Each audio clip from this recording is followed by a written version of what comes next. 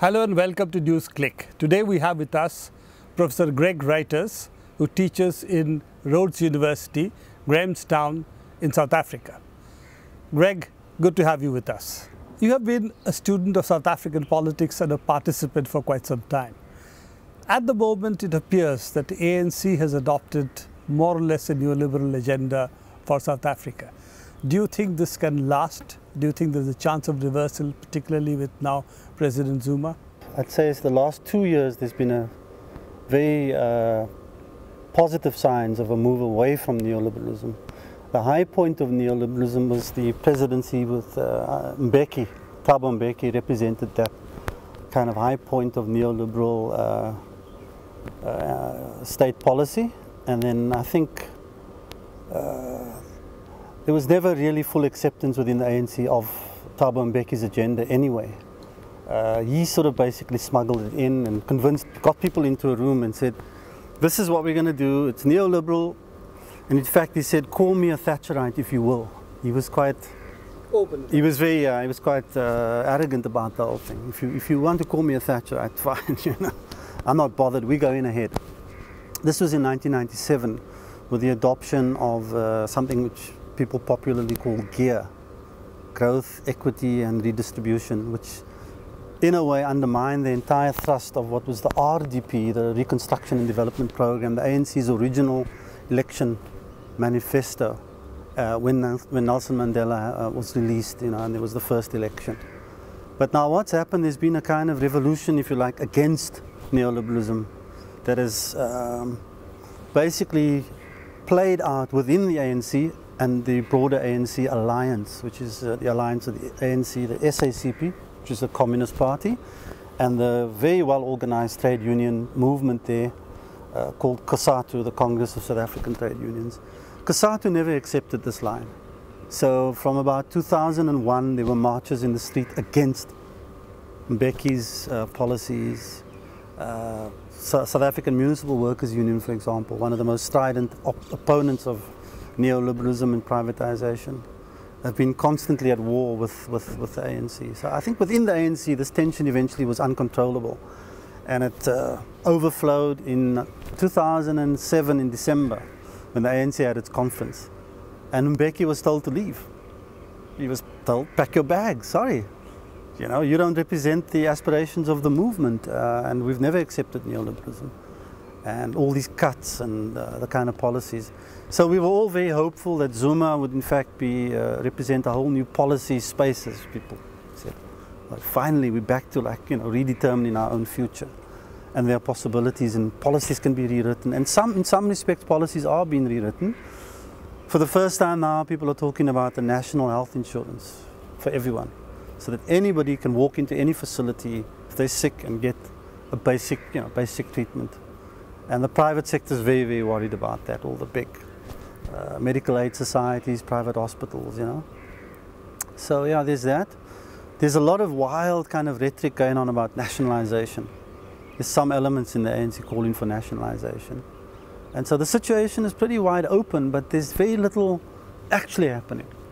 We don't know if the NHI, the National Health Insurance, is actually going to happen.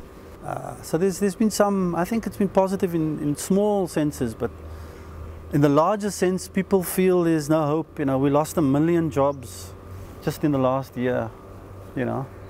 The economy is not growing, interest rates are high, companies are closing down. There's a huge unemployment problem. Does it appear that under President Zuma there's going to be a refocusing back onto the agenda of the revolution? Well, you know, that's how he sort of won the day, as it were. I mean, that was the rhetoric, you know. He started off by dancing and picking up pretending to have a machine gun. And it was all the image of the liberation movement as a sort of armed movement of people. You know, the MK Mkhonto struggle and all of that kind of stuff, all those images were conjured up as part of this new possibility that Zuma represented. But very soon you see some of the ministers there saying openly, we don't represent any particular class or any section of South African society. We represent in reality they are pro-everyone, but pro-everyone is impossible. yeah, as far as I'm concerned. I mean, in the end, it's pro-rich. It's essentially a trickle-down model. So, I mean, the whole coastline of South Africa, you know, all along the beautiful coasts and so on that we have, foreigners have bought up. You can't buy a house because house prices went crazy, you know. Whites are still owning most of the economy. It's very difficult to break that because we have a constitution that defends private property. It's the rule of law, you know, and so we can't do anything. Land, I mean, we were supposed to redistribute 30% of the land. I think we've redistributed about 3%. There have been significant changes, like water and electricity. I mean, a lot of people are getting water, and like a lot more, I mean, almost 80% of the population get electricity. But very little electricity goes into the homes of the poor. But it's difficult to say. I mean, there's some parts of the country where people are ready to start the revolution all over again, and there are other parts where people see some improvements.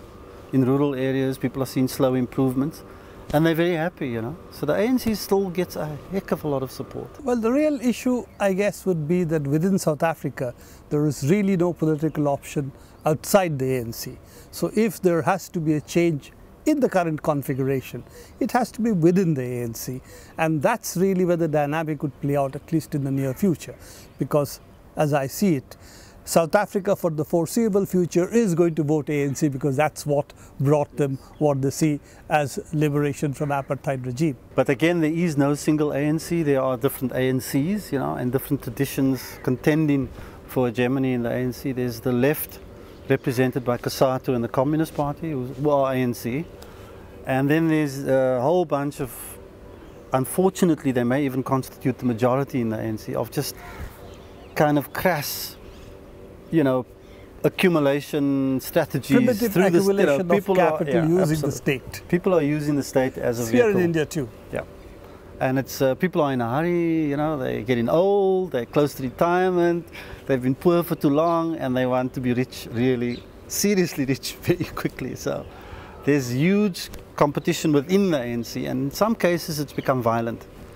And people use information. If I know something about you, or if I'm a friend, if I have a friend in the National Intelligence Agency and I get information about you, so the issue is, it's getting really dirty now, and there's a sort of level of mafiaization or something. I don't think of the right word.